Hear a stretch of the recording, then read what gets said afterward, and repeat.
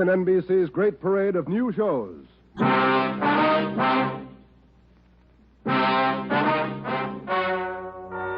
Ladies and gentlemen, the story you are about to hear is true. Only the names have been changed to protect the innocent. NBC brings you Dragnet.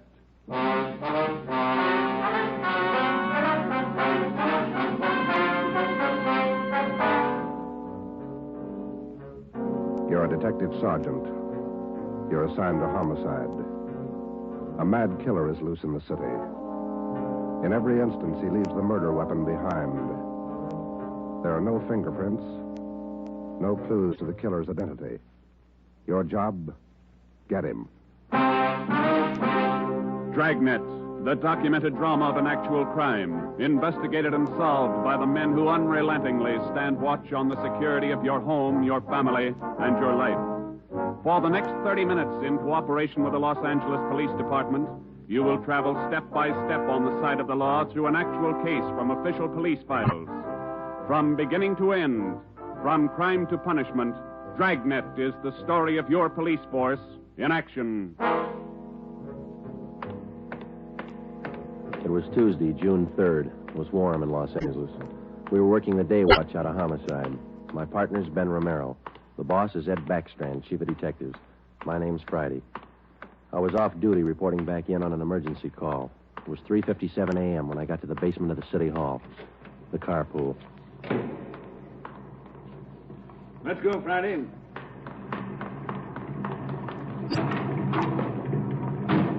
Sorry to call you back in. Couldn't be helped. All right, Ben. Okay, Skipper.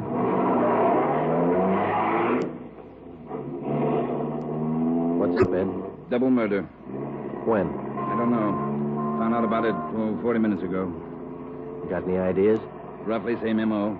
Was that 6413 Norwich, Skipper? No, 6430. What do you mean, the same M.O.? The same guy. Brickbat killer. How many does this make? Counting tonight, 4. We got anything at all?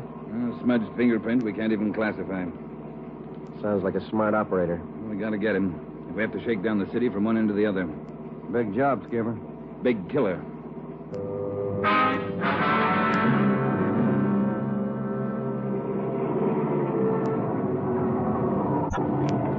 At 4:26 a.m., we pulled up in front of 6430 Norwich Drive, a small group of bungalow apartments facing on an oval-shaped garden court. 2 uniformed officers were stationed at the door to the apartment. Hi, Chief. Hiya, fellas. We went inside. Wellberg from Homicide was waiting for us. This way. In here. Well, there they are. Yeah. Mother, daughter. Joe, on the floor beside the bed. Yeah, a red brick.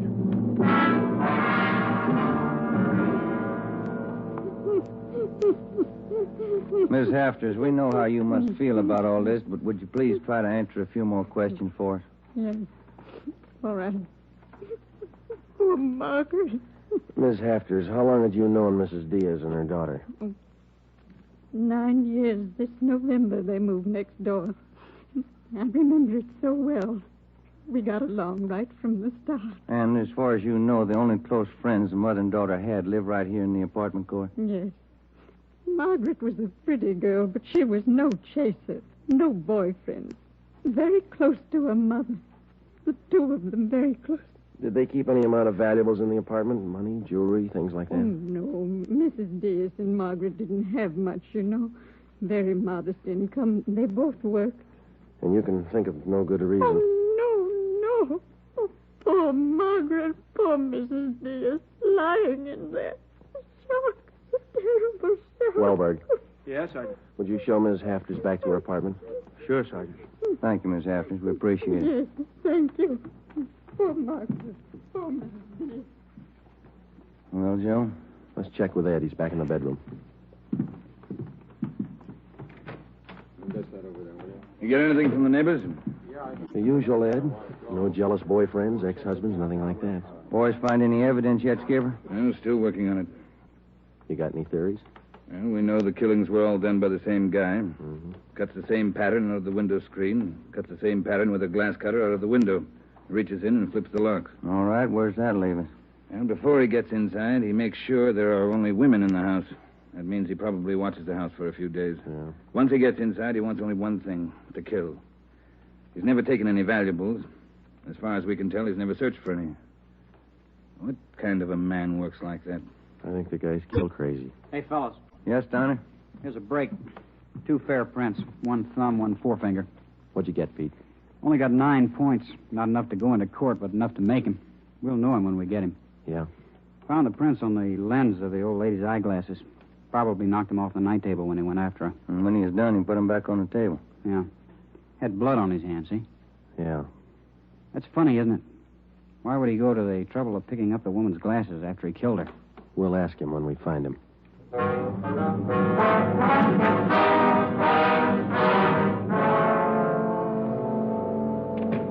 Hi, Ben. Joe. Might have something for you. We can use it, Lee. Hold it just a minute. Yeah. Crime Lab, Jones. Yeah. Yeah, all right. I'll tell him. Right, Ed. Backstrand. If you're through checking the victim's clothes by 8 o'clock, you can knock off for sleep until noon. What if we're not through? Take it up with the chaplain. Here's what I wanted to show you. Over here. A couple of casts. Bare footprint. That's right. Those from the Diaz place? Found them outside the dining room window in the flower bed. Take a look. Mm-hmm. Good cast. Size 9. 10. Missing toe there, huh? Left foot, first toe. That's lucky. Well, then the guy took his shoes off before he went in that house. That's the way it looks. You leave any other prints, Lee? 3 with the shoes on. Here they are. Here. Yeah. How would you say the guy is built, Lee? Oh, from the impression, pretty heavy man. There's no full length of stride, or I might give you an idea of his height. How about the bricks, Lee? Here they are, all 3 of them. Used this one in the first murder, this one in the second, this one last night. Leaves them around like calling cards, and there's no way to check them. You'll never get a fingerprint off a common red brick like this, Ben. Surface is too rough. Well, we got an idea of his weight. We know that the first toe's missing from his left foot. That's something. The one we had yesterday. We can check that missing toe in the amputation file, Joe. Yeah. Well, we better get back. Pete ought to have those prints ready, too. Thanks a lot, Lee. Okay, fellas. Say, they post the bodies yet? Yeah, they're doing it now. Same as the first 2. The brain? Concussion, hemorrhage. They didn't have a chance. Hold it a minute. Crime Lab Jones. Sure, just a minute. Either one of you fellas. I'll get it, Joe. Okay. Yeah, Romero. Yeah. Good, we'll be right over. They got a make on those 2 fingerprints.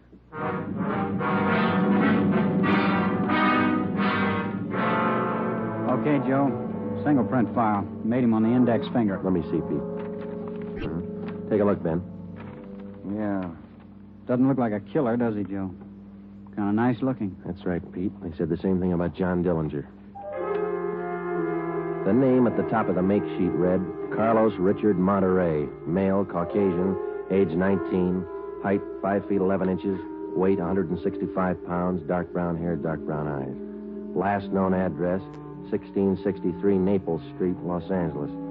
Previous arrests, 1, auto theft, February 8th, 1936. That was all. Ben and I had been expecting more. The information on the mama sheet for Monterey was 13 years old. So was the picture. So was the description. So was the address. In 13 years, a man can change in 1,000 ways. So can his habits, his appearance, his address. In 13 years, everything can change except 2 things. A man's fingerprints and a physical deformity.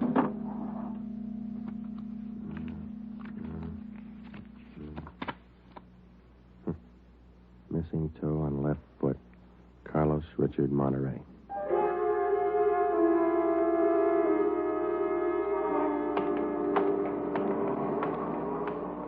Here it is, Joe. 1663 Naples. Yeah, come on.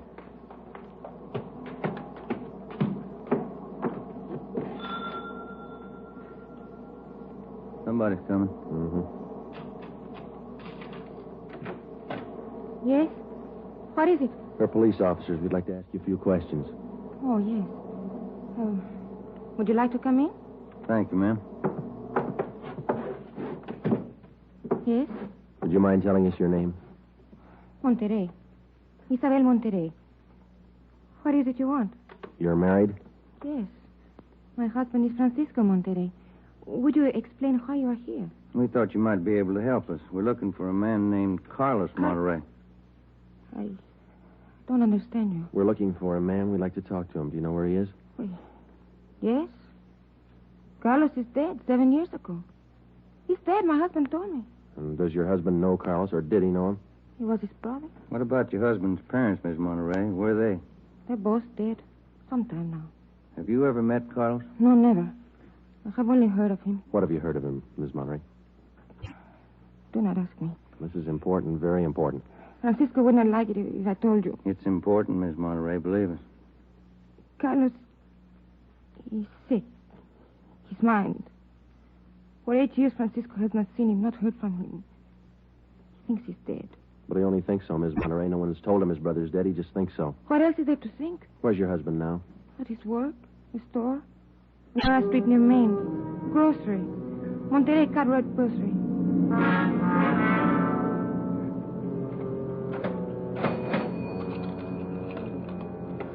Here's your change. Thank you, Mrs. Myers. Now, look, officers, you know how it is.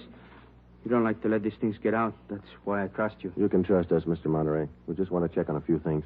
Oh, fine. Always glad to help out if I can. Well, can you tell us if your brother was ever in a mental institution in his life? Oh, I know there was nothing wrong. 1923. Got a little bad, so Mom and Dad had to put him away for a while, just till he calmed down. I remember the day. Sometimes, dumb, stupid kid, what do you know? Standing there by himself in the train, crying. The public nurse, stupid way he cried. What do you do? I cried, too. I was only 10, Sergeant. I saw him go. He was alone. Later on, Mr. Monterey, your brother was released from the state institution. Yeah, he was 16. And then he started running around, playing tough, carried a gun, lived by himself. He never came around. He dropped from sight about 1938. You haven't heard from him since then? Nothing. Never seen him. Do you know of anybody who might have seen him? Ooh, there was a girl he had. Anita something. On Soteo Street. Anita Martin, yeah, that's it. Soteo Street. Maybe she's seen him. Ask her. Maybe she's seen him. Carlos Monterrey? Not in a year. Last March he was in. When I was working at the Peacock, down on South Main. He came in, we talked for a while.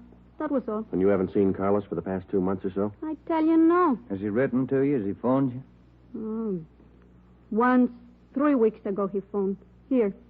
He left a message with my girlfriend. But he didn't call back again. Now, that's it. That's all I know. Thank you, Miss Martin. Here's our card. If he does call, you'll let us know. Yeah, I'll let you know. You like Carlos, is that it, Anita? Like him? No, I didn't like him. He was funny. But he was nice. You know, I pitied him. Why did you pity him, Miss Martin? Well, he was a good fellow who was strange. He could smile, you know. He had a nice smile, but you could tell he was never laughing. There was something in his mind. Something... Oh, I don't know.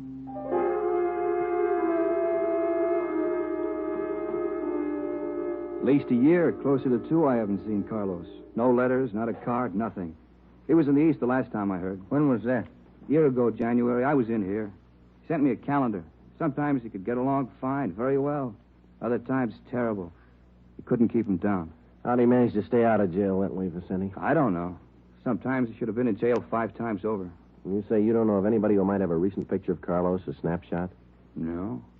No one I can think of. Okay, Vincenti, here's our card. If you do think of somebody, let us know, will you? It'll help. Sure, glad to. If I hear of anybody. What kind of a day is it outside? Hot? Hot.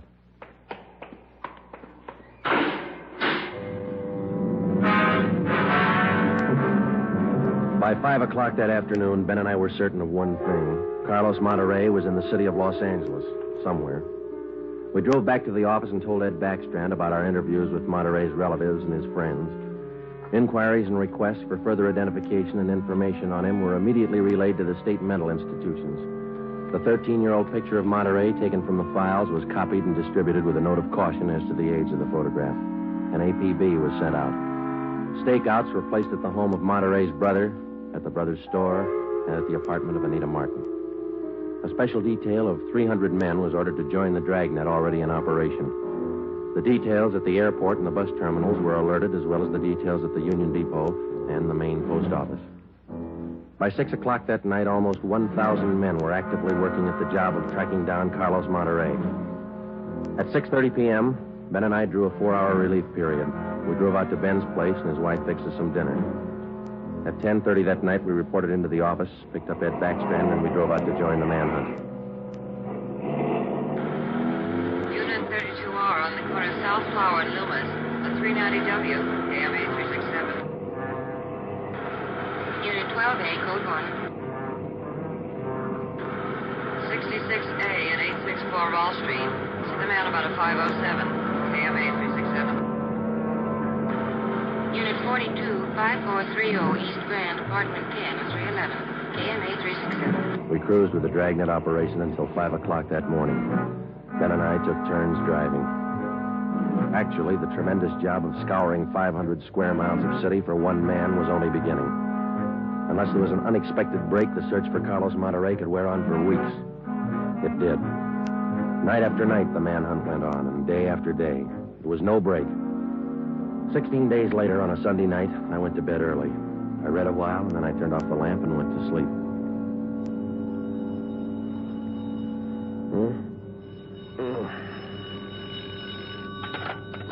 Hello? Friday talking. Sorry, Joe. Get in here as fast as you can. What's the matter? That girl Monterey knew, the one you talked to, Yeah? she left her apartment, went to her girlfriend's. Yeah? She's dead.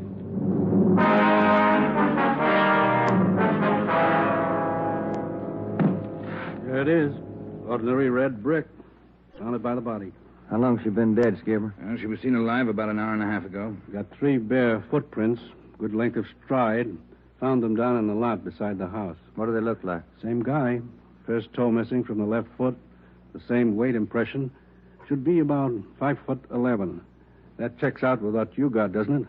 All right, so it's the same guy. What about those shoes we found, Lee? Yeah, they correspond. They were impregnated with foreign matter. What'd you find? Particles of lettuce leaf, dry onion skin, traces of red cabbage. Maybe a vegetable counter. Maybe. What about the city wholesale market down on Front Street? What about any market in Los Angeles? No, Lee, that wholesale market is big enough to hide anybody. Hundreds of transients work in there. Some of them even sleep there. For a guy like Monterey, it'd be perfect. That's a fair guess. Check it when it opens. They open at 2 a.m. 2:30 now. All right, get back to the office and pick up as many extra men as you need. Get down there right away. Okay, Ed. Now, you know he's a rough one, so watch it. On Monday, June 23rd, at 2 minutes past 3 a.m., we pulled up at the city wholesale produce market. With the exception of 54 police officers in plain clothes who mingled with the buyers and sellers, business went along as usual. The market itself covered almost 3 square blocks in the lower part of the downtown area. It was divided off into hundreds of individual stalls by flimsy wooden partitions. To make the search even tougher, the place was crowded. For the first 45 minutes, we had the men circulate at random through the crowd on the chance that one of them might spot Carlos Monterey from the 13-year-old picture.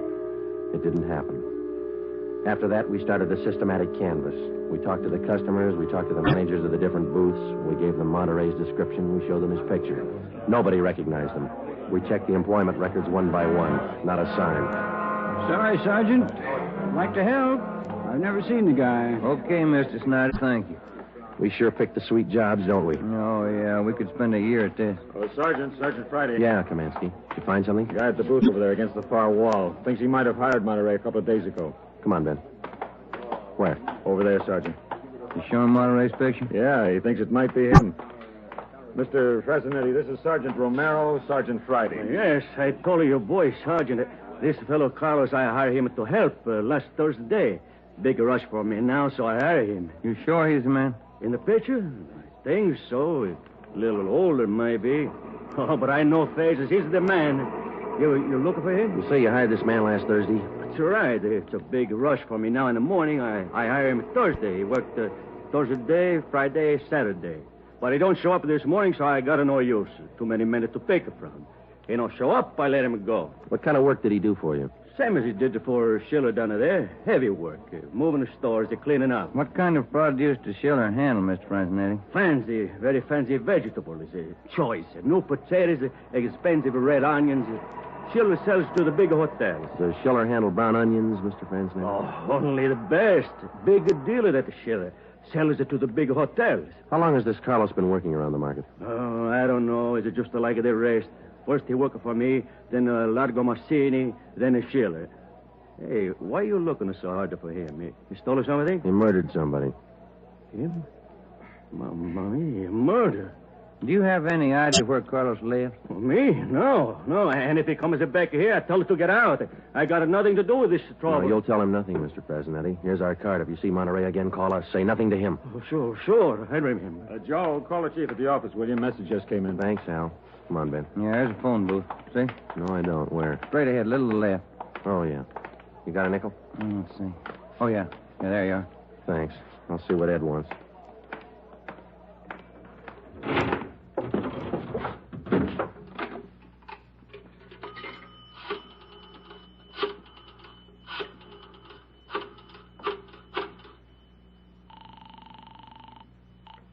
City Hall. 2511. 2511. Chief of Detectives Office, Hannon. Hi, Mike. Ed there? Ed, take it on extension 2, will you? Backstrand talking. Friday, Ed. Move fast on this one, Joe. What's up? Main post office. Carlos Monterey picked up a letter there less than 5 minutes ago.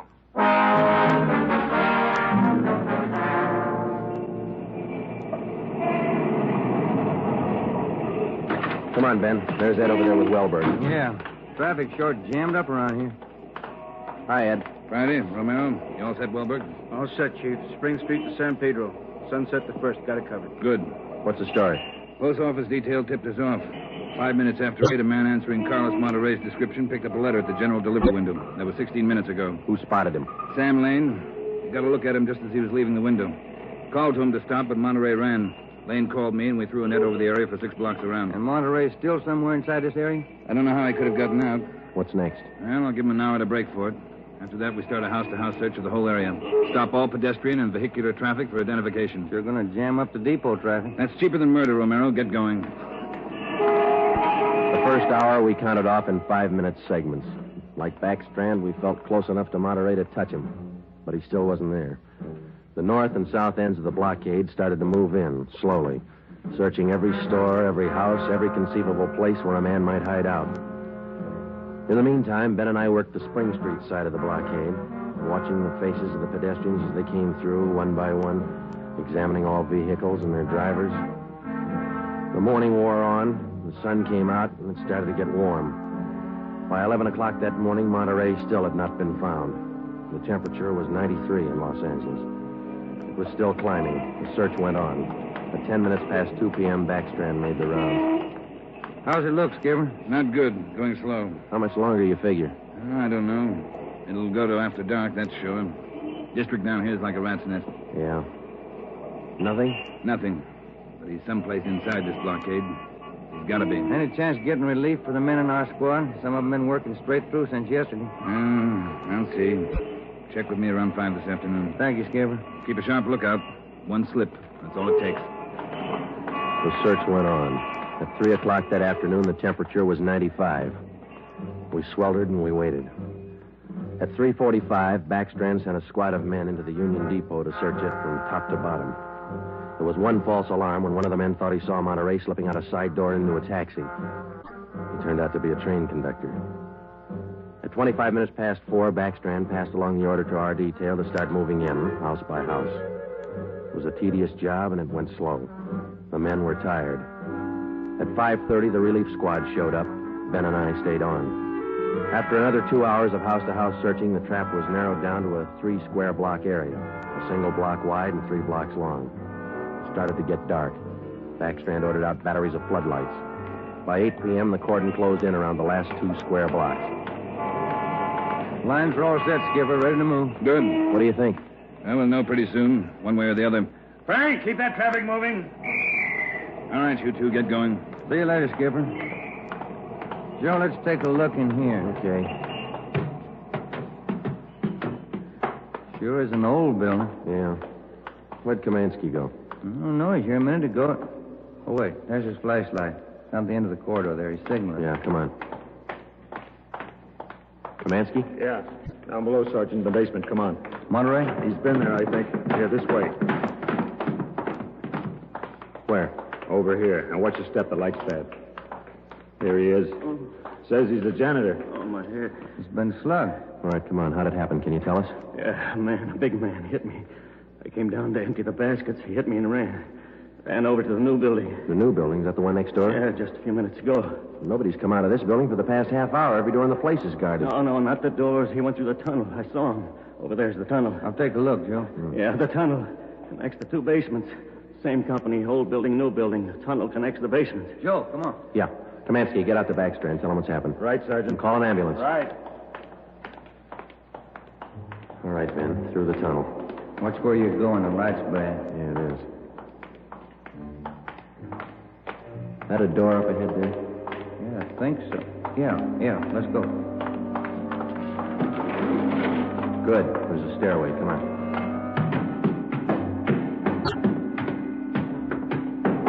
Watch the doors. Joe, the elevator. They're both on the third floor. Let's head for the stairs. Ben, come on.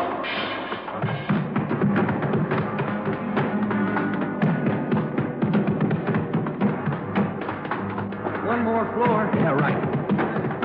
Come on, hurry. Yeah. Look, top of the stairs. There he goes. All right, hold it, you. Stuck in the elevator. Joe, he's going down. Well, we'll never make it on the stairs. Joe, look. The other elevator. The control lever's bent. Let's try it anyway. Yeah. All right, kick the control lever. Kick it, Ben. That's good. All right, Ben, knock the lever back. Come on, quick. Yep. What's the matter? Joe, it's jammed. We're going past. All right, let's kick it. Here. No, that does it. Can you reach the door control? Wait just a minute. I'll see. Yeah. Okay. Well, he's still in the building. Both elevators are here now. Yeah. Down the hall, Ben. The office on the left, I think. Yeah. Here we are. All right, keep clear of the door. All right, Monterey, put on that gun and come on out. I'll kill you! I'll kill all of you! All of you! Okay, Joe, let's take it. Watch it, Ben. He's throwing everything he can get his hands on. Come on! Come on! I'll kill you! Get away! Come on, you! All right, Monterey. Come on, you. Everywhere you! Okay, Ben, take him. Yep.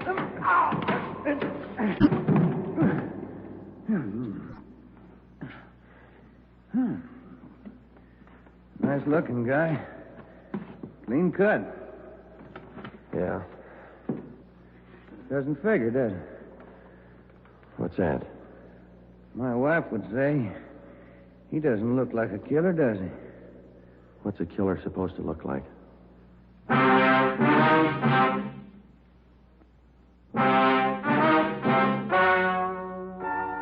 story you have just heard is true. Only the names were changed to protect the innocent. Carlos Monterey was examined by 5 different psychiatrists appointed by the Superior Court and was found to be sane. He was tried and convicted of murder in the first degree. He was executed in the lethal gas chamber at the state penitentiary.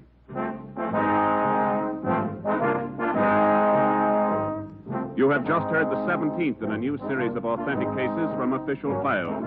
Technical advice for Dragnet comes from the office of W.A. Wharton, Acting Chief of Police, Los Angeles Police Department. Tonight's program is dedicated to motorcycle patrolman John Kramer of the El Paso, Texas Sheriff's Department, who on the afternoon of April 26, 1940, gave his life so that yours might be more secure.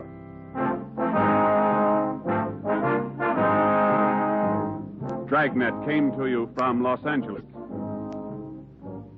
Your tune for the stars on NBC.